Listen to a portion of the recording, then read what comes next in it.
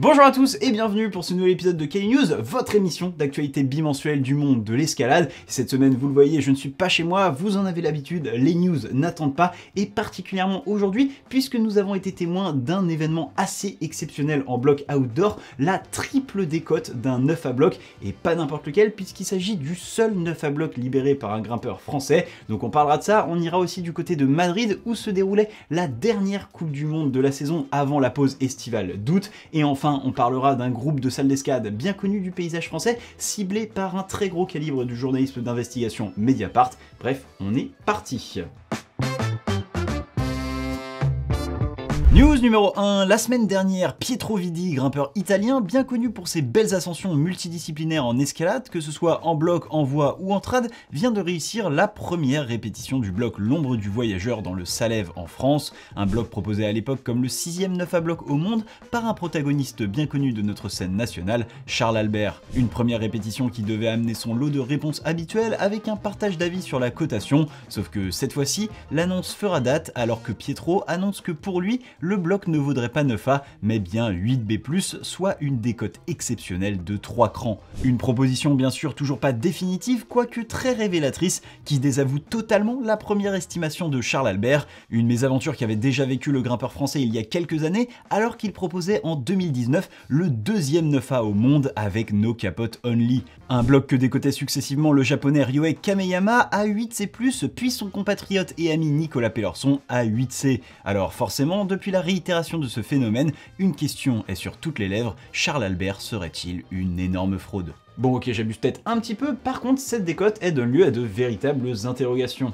Et la première, c'est comment expliquer cette récurrence de décote dans les réalisations de Charles. Alors, sans surprise, un facteur semble expliquer à lui seul ce décalage de jugement avec ses futurs répétiteurs, son habitude de grimper pieds nus, et ce, même pour les blocs de très haut niveau. Un handicap volontaire qui le place dans une autre discipline que la plupart des grimpeurs, avec des sensations mais aussi des méthodes souvent très différentes. Rajoutez à ça l'attrait de Charles pour l'ouverture de nouveaux projets extrêmes, qu'il est souvent le seul à travailler, et vous obtiendrez une vision isolée et forcément limitée à sa propre expérience du bloc. Alors c'est absolument pas une critique, d'ailleurs c'est aussi comme ça qu'on trouve des lignes très novatrices pour l'époque, mais forcément ça vous expose un peu plus à des erreurs de jugement. Sauf que dans ce cas particulier, Charles Albert ne s'est peut-être pas trompé tant que ça.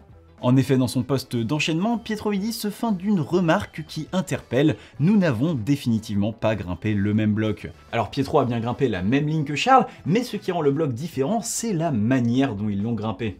En fait, l'Ombre du Voyageur est une fissure très longue et située dans un toit fracturé, un style particulièrement propice à l'utilisation d'équipements. Dans une interview accordée à Climbing Magazine, Pietro décrit longuement son ascension et notamment le matériel qu'il y aura utilisé. Des chaussons évidemment, mais aussi des gants de fissure et 4 genouillères, 2 sur les genoux mais également 2 en haut des jambes pour éviter les douleurs liées aux différents coincements très exigeants.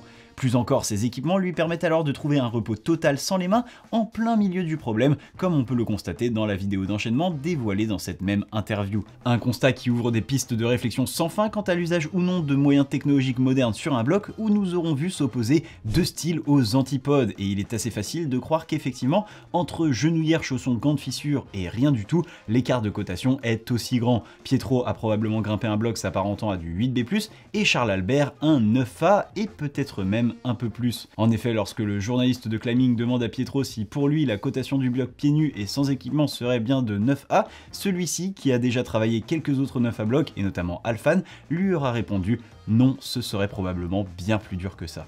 News numéro 2, et on fait un petit passage à Madrid pour la 5e étape de difficulté de la saison avant une pause estivale bien méritée. Là-bas, chez les hommes, on retrouvait un Alberto Rines Lopez survolté qu'on aurait bien aimé voir l'emporter devant son public. Malheureusement, le grimpeur espagnol devra se contenter de sa 5e deuxième place consécutive de la saison pour une petite prise. Devant lui, c'est le coréen Do Yoon Lee qui remporte sa première Coupe du Monde de difficulté, alors que le japonais Satone Yoshida termine 3e. Côté français, pas de représentants dans cette finale, alors que Max Burton se placera 14e en demi et Younes Aubert Masmoudi, jeune espoir tricolore, a une belle 19e place. Chez les femmes, ce sera aussi une première victoire en difficulté puisque c'est l'américaine Annie Sanders qui l'emporte en étant la seule grimpeuse à toper la voie.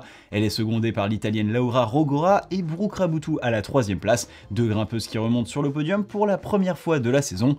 Enfin, nous on note la présence de Manon Hidi en finale, un beau retour terminé à la 5e place après un run très solide. Maintenant place à une pause d'un peu plus d'1 mois pour les compétiteurs avant la Coupe du Monde de Koper en Slovénie début septembre et surtout les championnats du monde de Séoul qui se rapprochent à grands pas. News numéro 3, il y a quelques temps, plusieurs grèves se déclaraient dans le milieu des salles d'escalade et particulièrement au sein du groupe de salles Climb Up, une affaire sur laquelle je ne reviendrai pas en détail puisqu'on en a déjà parlé dans une précédente vidéo, mais ce qui est sûr c'est que celle-ci n'est pas complètement enterrée puisque Mediapart, gros calibre du journaliste d'investigation, est allé mener sa propre enquête afin d'en ressortir un article intitulé Climb Up, l'entreprise d'escalade qui tire sur la corde de ses salariés.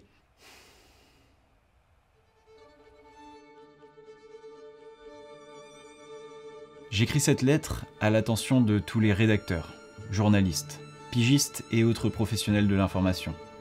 Mon nom est Miguel Baudin. Comme vous, je suis un grimpeur passionné, arrivé dans le grand bain, ou devrais-je dire dans le grand bol d'air de l'escalade sportive, un peu tard, peut-être trop. En effet, depuis plusieurs années, l'escalade connaît un engouement sans précédent en France. Développement des salles urbaines, arrivée de la discipline aux Jeux Olympiques, médiatisation croissante des athlètes et pratiques toujours plus diversifiées, en falaise ou en bloc. Ce sport attire un public toujours plus large, passionné et engagé.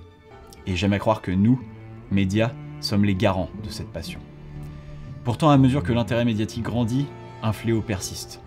Qu'il s'agisse d'un portrait d'athlète, d'un reportage sur une salle ou d'une enquête sociale, nos titres, ces messagers, courts porteurs d'un récit qui les dépasse parfois de plusieurs pages, semblent se plier à de bien basses pratiques pour agripper ne serait-ce qu'une furtive attention. Ainsi, j'ai pu, à moult reprises, constater dans la presse des termes que je ne cautionne plus. Un sport qui grimpe, parfois même en flèche, une entreprise qui tire sur la corde, une autre qui fait le mur, un secteur en pleine ascension et même récemment des grèves surprises. Le journalisme se perd. Et moi aussi. C'est pour cette raison que nous, grimpeuses et grimpeurs, amateurs ou professionnels, lecteurs attentifs ou journalistes spécialisés, familles, amis, voisins, bricoleurs, fonctionnaires, ostréiculteurs et tabourets, nous demandons une évolution du traitement médiatique de l'escalade pour que ces titres, aussi bien intentionnés soient-ils, ne réduisent plus la complexité des enjeux économiques, sociaux ou sportifs qui définissent notre sport à ces jeux de mots convenus, futiles. Rejoignez le mouvement. Je suis un titre.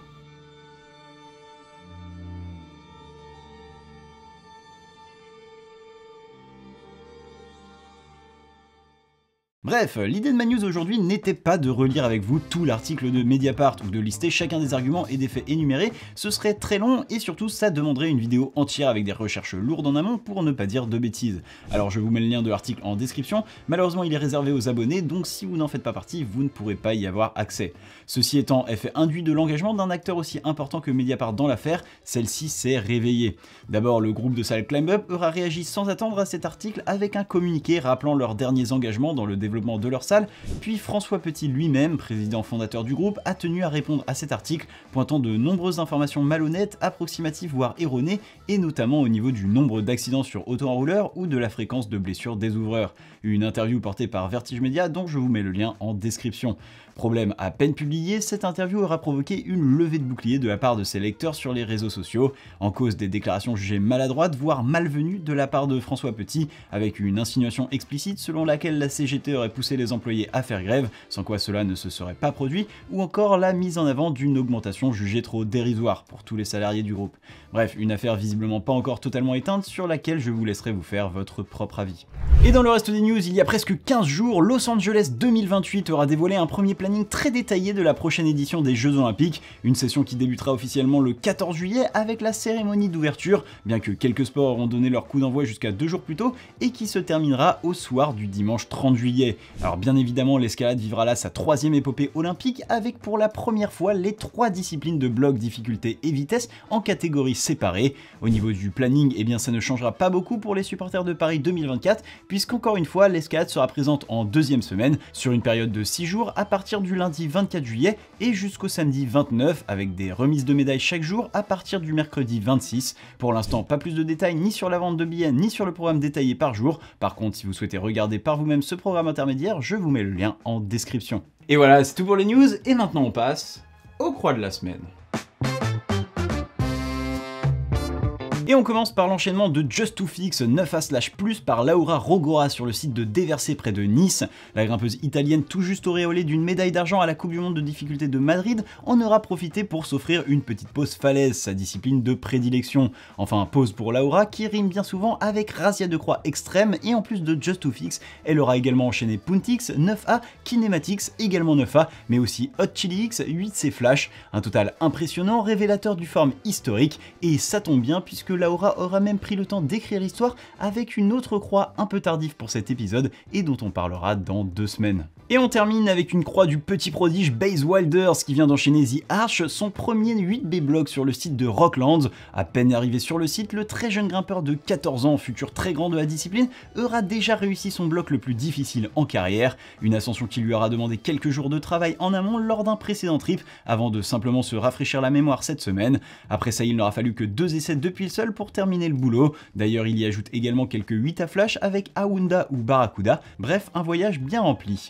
Et direction le Bas-Valais maintenant avec Eva Hammelmöller qui enchaîne crise de panique 8C+. Alors que la saison compétitive est en pause en ce mois d'août, la grimpeuse autrichienne en profite elle aussi pour réussir cette ligne de rêve selon ses propos. Une ligne qui commence par des mouvements difficiles en opposition et sur des inversés avant la partie centrale où l'important est de ne pas perdre trop de jus. Eva nous avoue d'ailleurs avoir réussi cet enchaînement en même temps qu'un certain Seb Boin, de quoi prendre des nouvelles du falaisiste français au passage. Et on reste en Suisse pour cette saison estivale où Lucia Dorfel enchaîne Hazel Grace 8B+, sur le site du Gotthard Pass. Présente aux Jeux Olympiques de Paris 2024, la grimpeuse allemande réalise là sa meilleure performance sur rocher et rentre dans le gratin de l'escalade féminine mondiale en bloc. Une performance qui arrive après une saison difficile sur laquelle Lucia aura dû faire l'impasse à cause de problèmes de santé. Elle se sera donc consolée en extérieur après 6 sessions de travail sur le bloc et une extension de 2 jours de son trip pour finalement l'enchaîner au bout du suspense. Et décidément, la saison suisse bat son plein alors que la française Alizée Dufresne enchaîne elle aussi dans le pays avec Tigris 8B sur le site de Magic Wood.